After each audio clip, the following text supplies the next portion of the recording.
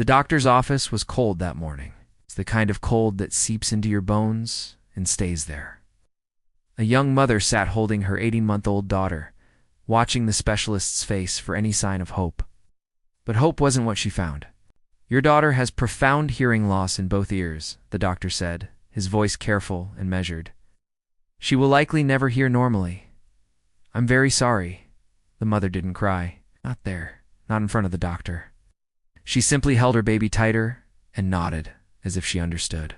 But how could anyone understand? How do you explain to a child that the world full of birds singing and laughter and music will forever be silent for her?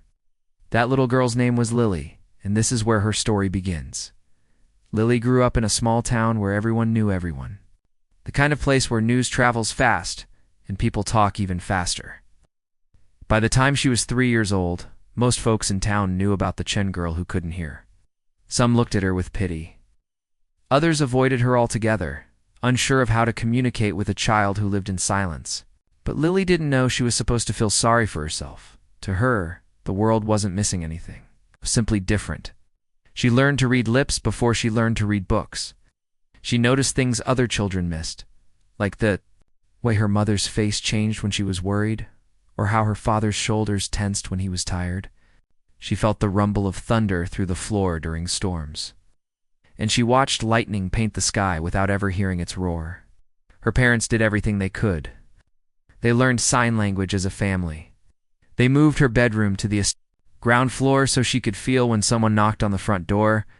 They bought her books, puzzles, art supplies, anything to help her connect with the world in her own way. And for a while, it seemed like enough. Then came the day that changed everything. Lily was 7 years old. Her cousin was having a birthday party at a community center across town. There were balloons everywhere, a big cake with pink frosting, and at least 30 kids running around screaming with joy. Lily couldn't hear the screaming, of course. She stood near the wall watching the chaos unfold, feeling a little lost in the sea of noise she couldn't access. That's when she noticed the speakers. 2 large black speakers stood in the corner, pumping out music for the party. Lily watched other kids dancing, jumping, moving their bodies in ways that seemed random to her. She didn't understand what they were responding to. Curious. She walked over to one of the speakers and pressed her small hand flat against its surface. What happened next would stay with her forever. She felt it. A pulse, a heartbeat, something alive and powerful moving through the speaker, through her palm, up her arm, and into her chest. It wasn't sound as others knew it. It was vibration. Pure, raw, rhythmic vibration. Somehow, impossibly, it made sense to her. She stood there for almost 20 minutes, both hands pressed against the speaker, eyes closed, feeling the music move through her body. Her mother found her like that and gently pulled her away, thinking she was just being strange. But Lily wasn't being strange. She was discovering something. She was discovering that music wasn't just something you heard. It was something you could feel. From that day on, Lily became obsessed with vibration. She would press her hands against the washing machine during the spin cycle. She would lie flat on the wooden floor when her father played old records, feeling the bass travel through the boards. She would touch the piano at her grandmother's house, not to play it, but to feel the notes ring through the wood. Her family thought it was a phase, a quirky habit that would fade with time. It didn't fade. It grew stronger. One evening, when Lily was 8, the family went to a local fair. There was a small stage set up near the food stalls, and a band was playing country music. Lily didn't care about the singing or the guitars, but there was a drummer, a young man with wild hair and fast hands, beating away at a drum kit that seemed almost too big for the tiny stage. Lily pushed through the crowd until she was right at the front. She crouched down and placed her palms on the wooden platform beneath the stage, and she felt it. Every hit of the bass drum, every snap of the snare, every roll and fill and crash. The rhythm traveled through the wood, through her hands, through her entire body. It was like a conversation. Like the drummer was speaking directly to her in a language no one else could understand. When the song ended, Lily looked up at her mother with wide eyes and signed 3 words that would change the course of her life. "I want drums." Her mother's heart sank.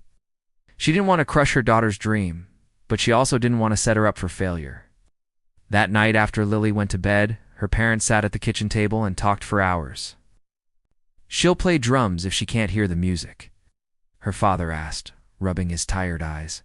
"Maybe it's just a passing interest," her mother said hopefully. "Maybe she'll forget about it." But Lily didn't forget. She asked about drums every single day. She drew pictures of drum kits. She watched videos of drummers online, studying their movements, even though she couldn't hear what they were playing. She tapped on every surface she could find, pots and pans, cardboard boxes. Her own desk at school, feeling the vibrations and trying to create patterns. Her mother finally took her to the local music school when she was 9. The owner was a kind man with gray hair and reading glasses perched on his nose. He listened politely as Lily's mother explained the situation, her daughter signing excitedly beside her. "She wants to learn drums," her mother said. "I know it sounds impossible, but she's very determined." The man looked at Lily with soft eyes. Then he shook his head slowly. "I'm sorry," he said. "Drumming requires precise timing with other musicians. You need to hear the count, hear the other instruments, hear the song. Without that, it's just noise. I wouldn't be doing her any favors by pretending otherwise." Lily watched the conversation through the window's reflection, reading their lips. She saw the word sorry. She saw her mother's face fall. She understood what was happening even before her mother turned around and signed the answer. They were quiet on the drive home. Lily stared out the window, watching the trees blur past. Her mother kept glancing at her through the rearview mirror, expecting tears. But Lily wasn't crying. She was thinking. That night, Lily lay in bed with her hands behind her head, staring at the ceiling. Everyone kept telling her what she couldn't do. She couldn't hear music, she couldn't play drums, she couldn't be a musician. The word "can't" followed her everywhere like a shadow, but Lily had learned something important in her 9 years of silence. She had learned that the world was built for people who could hear, but that didn't mean she had to accept its rules. She had found a way to feel music when everyone said it was impossible. Maybe, just maybe, she could find a way to play it too. She closed her eyes and pressed her hand against the wall beside her bed. Somewhere in the distance, a car drove past with its bass thumping. She felt it through the wall, faint but real. A smile spread across her face. They said she couldn't do it. But Lily had never been very good at listening to what people said. It's mostly because she couldn't hear them anyway. And that, she decided, might just be her greatest advantage. 3 years passed after that rejection at the music school.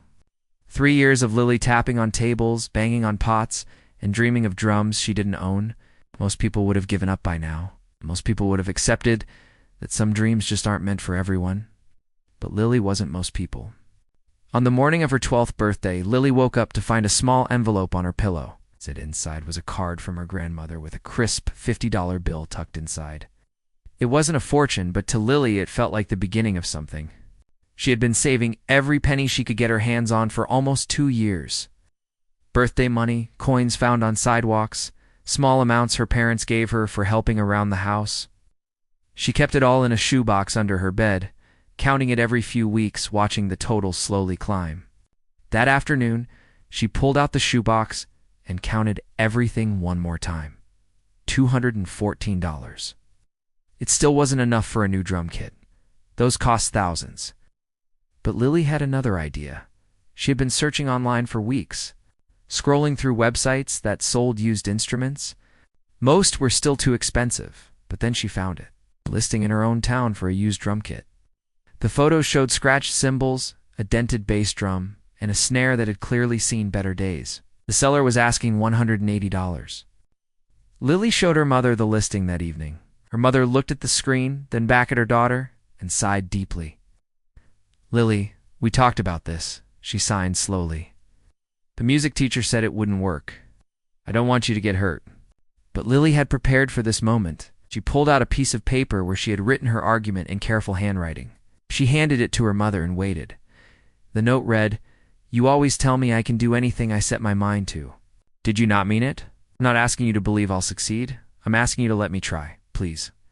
Her mother read it twice. Then she looked at her daughter, this stubborn, beautiful, silent girl who refused to accept the limits the world put on her. And she nodded. That weekend, they drove to the address from the listing. It was a small house on the edge of town with a cluttered garage and an overgrown lawn. An old man answered the door.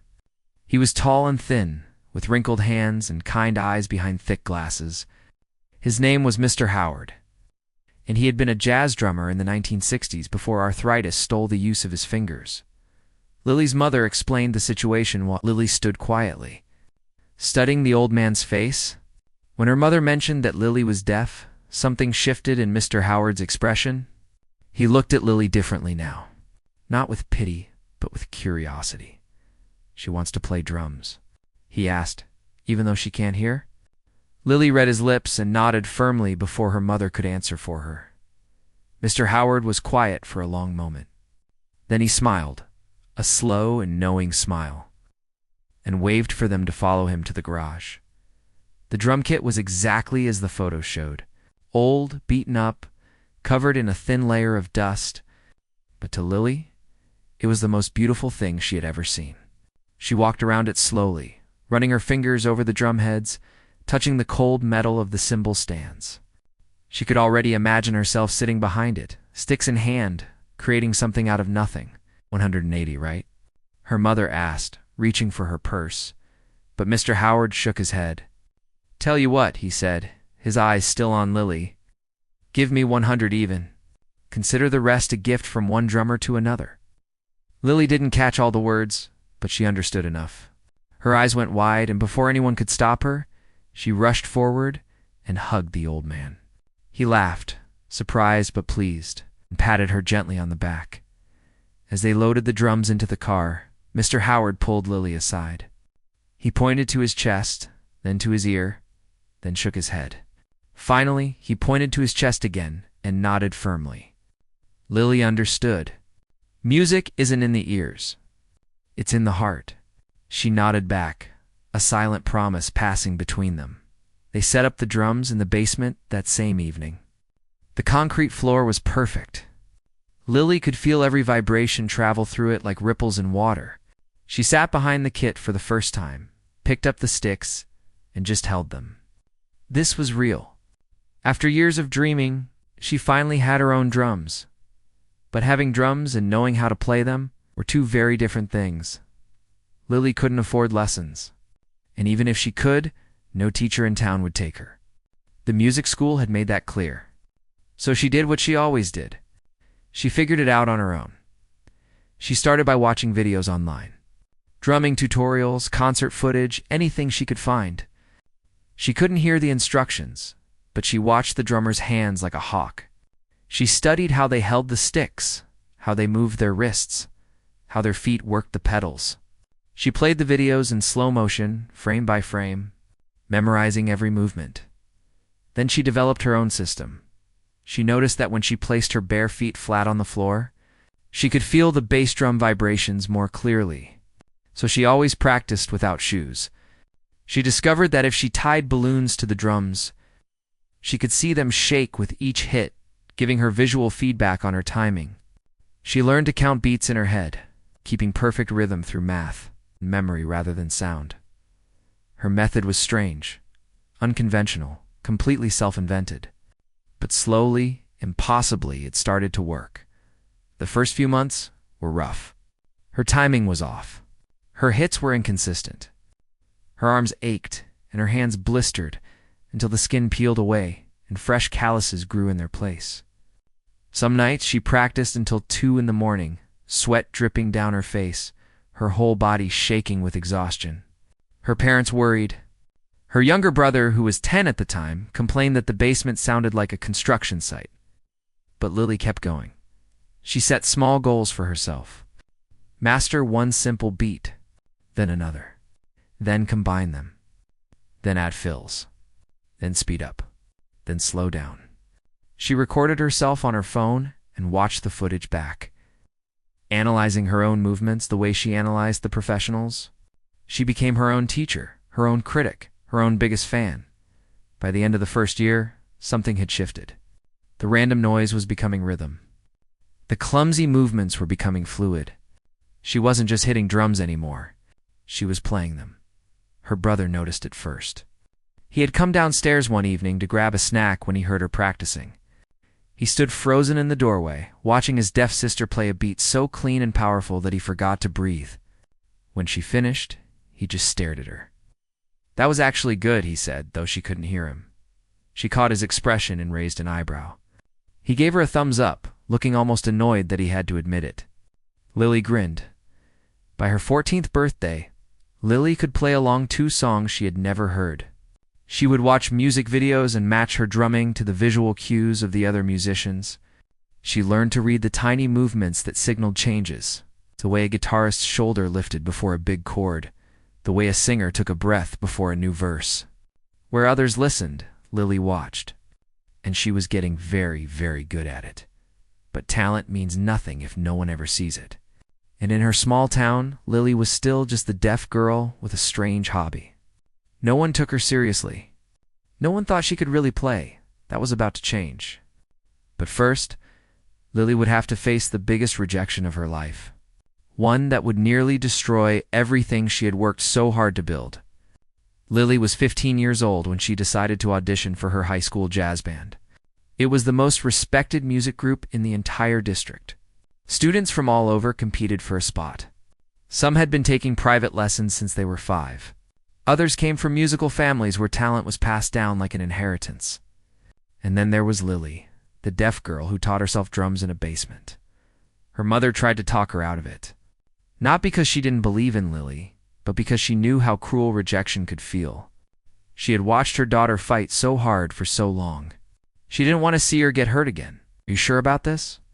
Her mother sighed one evening, worry written all over her face. Lily nodded without hesitation. "I need to know," she signed back. "I need to know if I'm good enough." The audition was scheduled for a Friday afternoon in late October. Lily had 3 weeks to prepare. She chose a complex jazz piece, something with fast rolls, tricky time changes, and a powerful solo section. It was risky. Most students played it safe with simpler songs, but Lily wasn't interested in playing it safe. She wanted to prove something, not just to the judges, but to herself. For 21 days straight, she practiced that piece until her arms felt like they might fall off. She recorded herself over and over, watching the playback with critical eyes, fixing every tiny mistake. She practiced in the morning before school. She practiced at night until her parents made her stop. She even practiced in her head during class, tapping her fingers silently against her thigh, running through the rhythms again and again. When the day finally came, Lily felt ready. Nervous? Yes. Terrified? Absolutely. But ready? The audition room was smaller than she expected. A plain classroom with fluorescent lights and a single drum kit set up in the center. 3 judges sat behind a long table near the window. 2 were music teachers from the school. The third was the jazz band director, a serious-looking man with gray hair and a clipboard full of notes. Lily walked in with her head held high. Her mother had offered to come to translate if needed, but Lily wanted to do this alone. She had brought a small card explaining that she was deaf and would be reading lips. She handed it to the judges and watched their faces carefully. The 2 teachers exchanged a glance. The band director looked at the card, then at Lily, then back at the card. His expression didn't change, but Lily noticed the way his eyebrows pulled together slightly. Doubt she had seen that look 1,000 times before. "Whenever you're ready," the director said. Gesturing toward the drums, Lily sat down behind the kit. She adjusted the seat height, something she had learned to do by feel. She positioned her feet on the pedals, bare as always, her shoes left by the door. She picked up the sticks and took a deep breath. Then she closed her eyes and began to play. The first few bars were solid. Her hands moved with precision, hitting every beat exactly where it needed to be. The rolls were clean. The transitions were smooth. She felt the vibrations travel through the floor and up through her body, confirming what her hands already knew. She was nailing it. The solo section came next. This was where she had planned to show off, to prove that a deaf girl could do what hearing drummers spent years learning. She threw everything she had into it. Fast fills, dynamic changes, thunderous finish that she felt shake the entire room. When she opened her eyes, she was breathing hard. Sweat dripped down her temples. Her heart pounded so loud she almost wondered if she could hear it, The judges were silent. The two teachers had their mouths slightly open. The band director was writing something on his clipboard, his face completely unreadable. "Thank you," he said finally. "We'll be in touch." Lily nodded, gathered her things, and walked out of the room. She didn't let herself think too much. She had done her best. Now all she could do was wait. The letter arrived 6 days later. Lily was sitting at the kitchen table doing homework when her mother brought in the mail. There was a white envelope with the school's logo in the corner. Her mother held it out, her face carefully neutral, not wanting to influence whatever Lily was about to feel. Lily took the envelope. Her hands trembled slightly as she tore it open. Inside was a single sheet of paper with a few short paragraphs. She read the first line, then the second. Then she read the whole thing twice, just to make sure she understood. "We regret to inform you that you have not been selected for the jazz band. While we admire your dedication and effort, ensemble performance requires a level of auditory coordination that we do not believe can be achieved given your circumstances. We encourage you to explore other musical opportunities that may be better suited to your abilities." Lily stared at the words until they blurred. Given your circumstances, better suited to your abilities. They weren't rejecting her drumming. They were rejecting her. Because she was deaf. Because they had already decided she couldn't do it before she even walked into that room. She didn't cry at the table.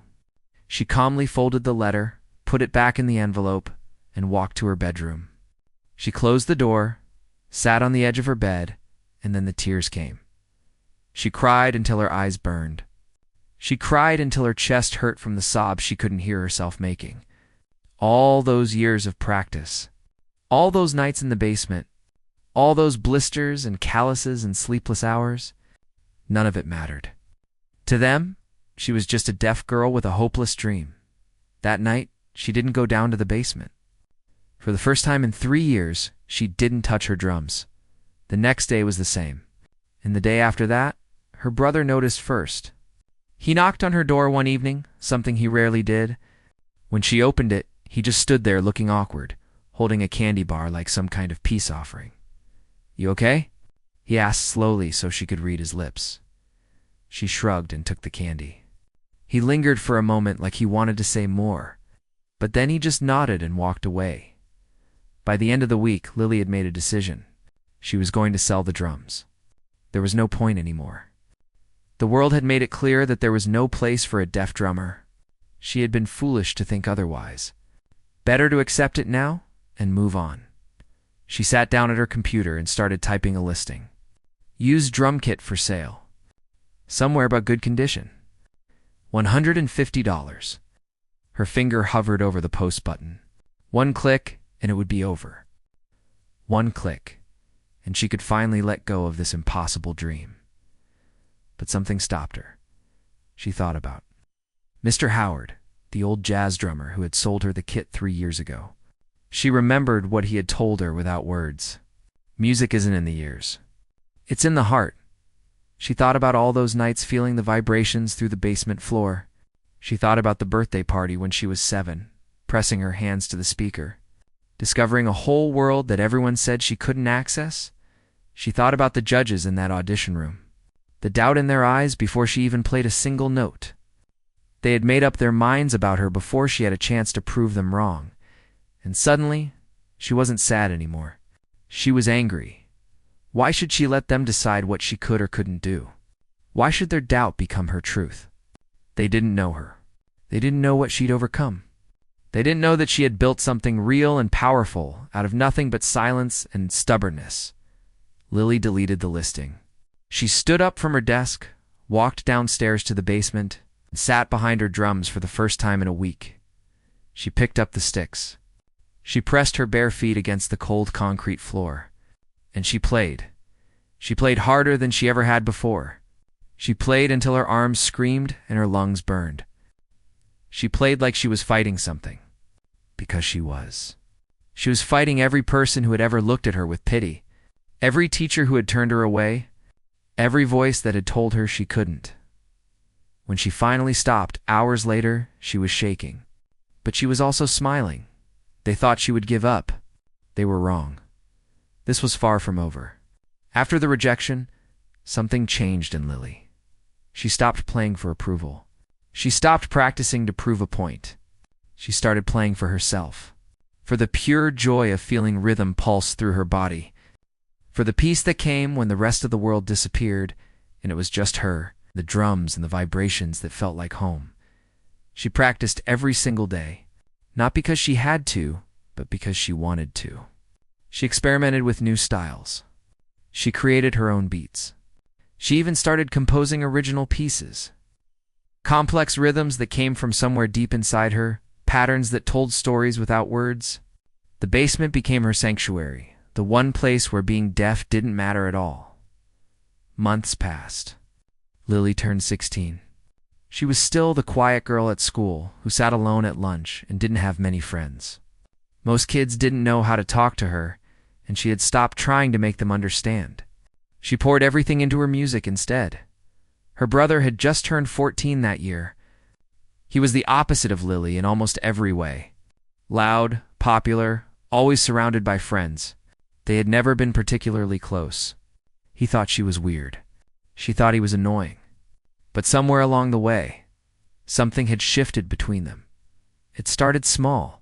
He would sometimes sit on the basement stairs and watch her practice, not saying anything, just watching. At first, Lily found it irritating, but then she noticed the way his foot tapped along to her beats, the way his eyes followed her hands. He wasn't making fun of her. He was genuinely impressed.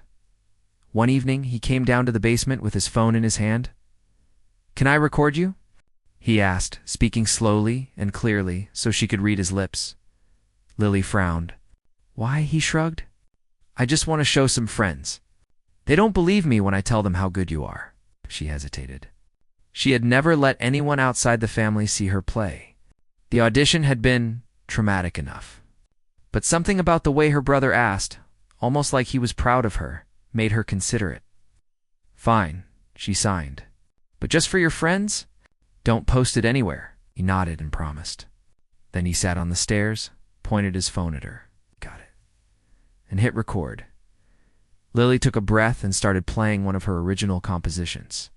It was a piece she called Silent Thunder in her head, though she had never told anyone that name.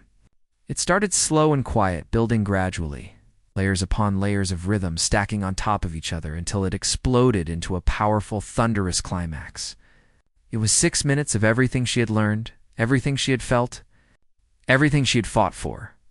When she finished, her brother just sat there with his mouth hanging open. "That was insane," he said. Lily smiled a little. Coming from him, that meant something. He kept his promise.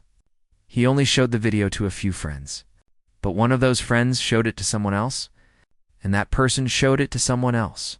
And before anyone realized what was happening, the video had been uploaded to social media. Lily's brother had added a caption, "My sister is completely deaf. She has never heard a single song in her life, but watch what she can do." Within 24 hours. The video had 10,000 views. Within a week. It had crossed 2 million. Lily didn't even know it had been posted until her mother came running into her room one morning. Phone in hand, face pale with shock. "Hey, Lily, you need to see this," she signed frantically. Lily looked at the screen. Her own face stared back at her. There she was, in the basement playing her drums. The view counter kept climbing. The comments were flooding in faster than she could read them. "This is incredible. I'm literally crying right now. She's deaf. How is this possible? This girl is a genius. Someone sign her immediately." Lily felt dizzy. This wasn't supposed to happen. She wasn't supposed to be seen. She wasn't prepared for the world to suddenly be watching, but the world was watching, and it didn't stop. News outlets picked up the story. A local TV station called for an interview, then a national morning show, then international media. Everyone wanted to know about the deaf girl who played drums better than most hearing musicians. Lily's face was everywhere. Articles called her inspiring and extraordinary and a miracle. Professional drummers shared her video, praising her technique. Musicians she had admired for years were suddenly talking about her. It was overwhelming. Lily didn't know how to handle it.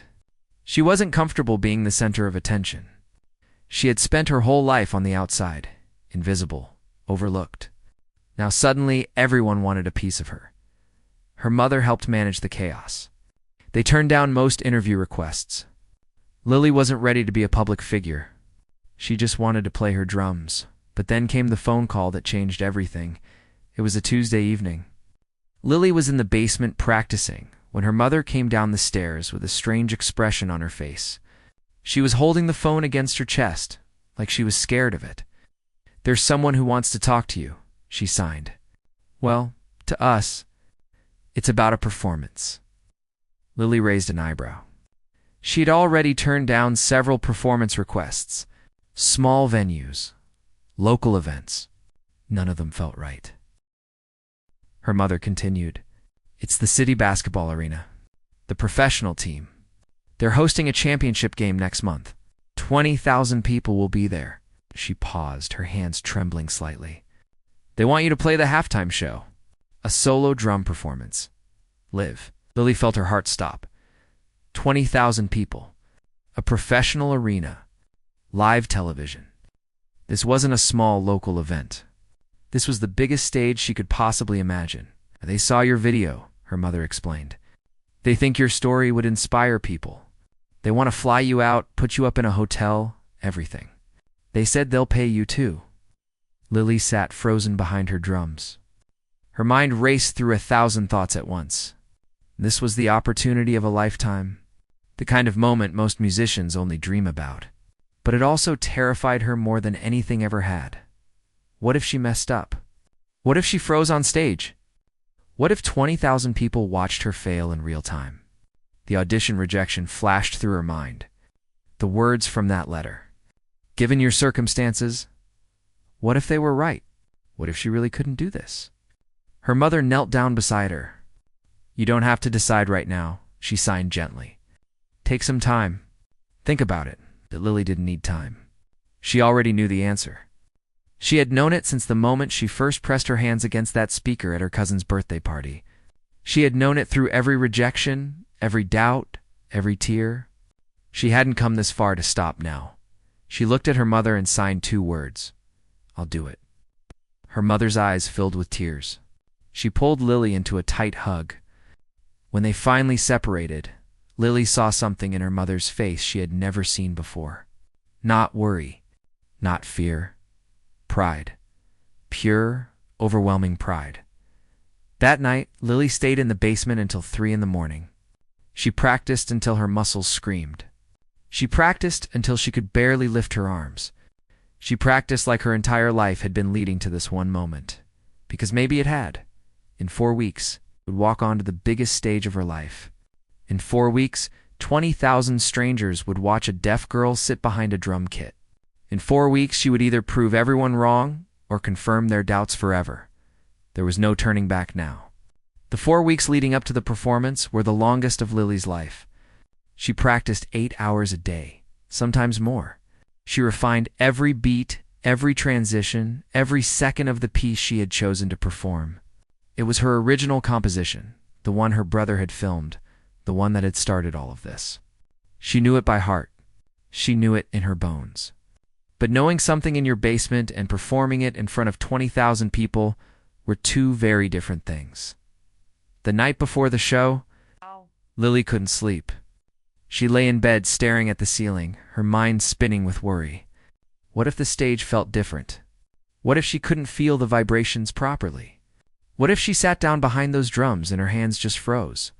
She had never performed for a real audience before. The biggest crowd she had ever played for was her family. Now she was about to play for a stadium full of strangers and millions more watching on television, around midnight. She gave up on sleep and went down to the basement. She didn't play. She just sat behind her drums in the dark, resting her hands on the worn drum heads, feeling the familiar texture beneath her fingers. This kit had been with her since she was 12. It was scratched and dented and far from perfect, but it was hers. It had carried her through the hardest years of her life. She thought about Mr. Howard, the old man who had sold it to her. She wondered if he had seen her video. She hoped he had. She hoped he knew that his words had stayed with her all these years. Music isn't in the ears. It's in the heart. The next morning, her family drove to the city. It was a 3-hour trip. Lily sat in the back seat with her headphones on, not listening to anything, of course, but using them as a signal that she didn't want to talk. She watched the world blur past the window and tried to keep her breathing steady. When they arrived at the arena, Lily felt her stomach drop. The building was massive, bigger than anything she had ever seen. People were already streaming in through the doors, thousands of them, wearing team jerseys and carrying foam fingers and snacks.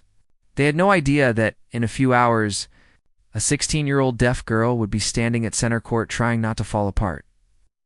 A staff member met them at a side entrance and led them through a maze of hallways to a dressing room. It was small but nice, with a couch, a mirror, and a table full of snacks and water bottles. Lily's drum kit had been shipped ahead and was already set up on the court.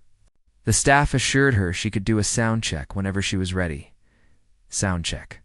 The irony wasn't lost on her. An hour before halftime, Lily walked out onto the court for the first time. The arena was already half full. The noise was incredible, a wall of sound she couldn't hear but could somehow feel pressing against her skin. She stood at center court and looked around at the endless rows of seats climbing toward the ceiling. Giant screens hung overhead, cameras pointed in every direction. This was really happening. Her drums sat waiting for her in a spotlight at center court. She walked over and touched them gently, like greeting an old friend. Then she sat down, adjusted the seat, and placed her bare feet on the polished wooden floor. She could feel it.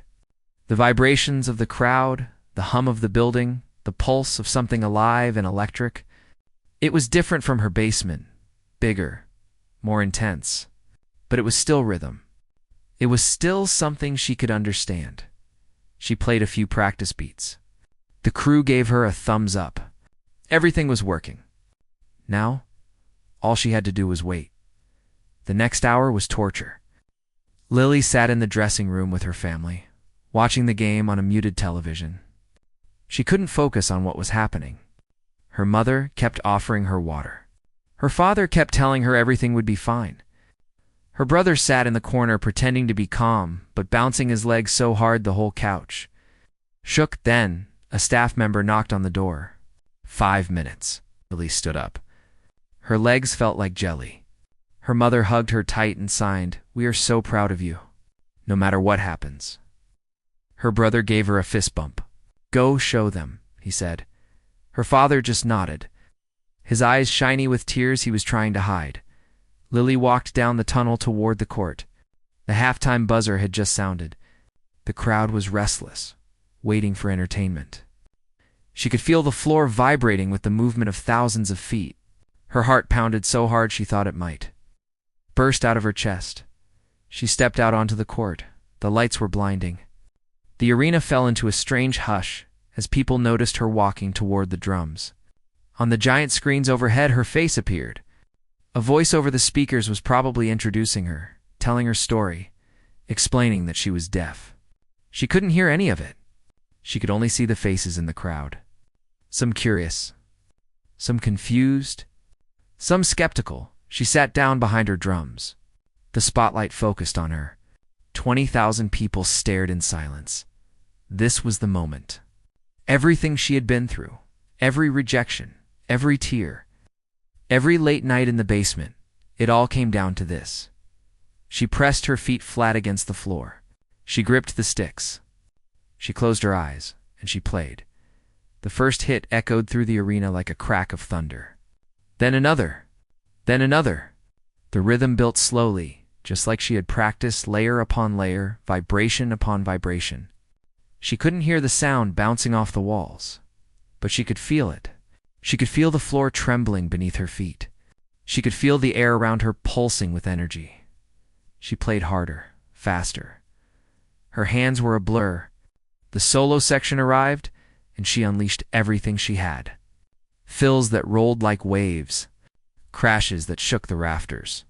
A rhythm so powerful and alive that it seemed to take on a life of its own. She wasn't thinking anymore. She wasn't scared. She was just feeling. Feeling the music that had always lived inside her, the music she had spent her whole life being told she could never have. It was hers. It had always been hers. And now, 20,000 people were feeling it too. When she hit the final beat, sound rang out and then faded into silence. Lily opened her eyes. For a split second, nothing happened. The crowd sat frozen. Lily's heart stopped. Had she failed? Had she messed up? Had they hated it? Then the first person stood up. Then another. Then 100. Then 1,000.